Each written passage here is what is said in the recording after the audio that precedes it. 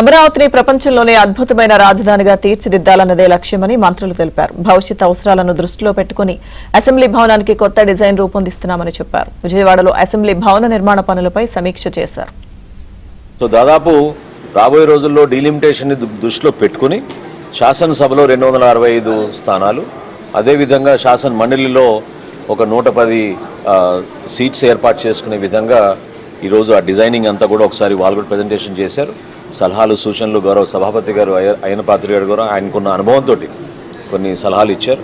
వాటిని నారాయణ గారు కూడా చాలా క్లియర్గా గవర్నమెంట్ నుంచి మా ఎక్స్పెక్టేషన్స్ ఏంటి, ఏ విధంగా మేము ఈ చేంజెస్ తీసుకురాలని దానిపైన కూలంకుషంగా చర్చించుకున్నాం.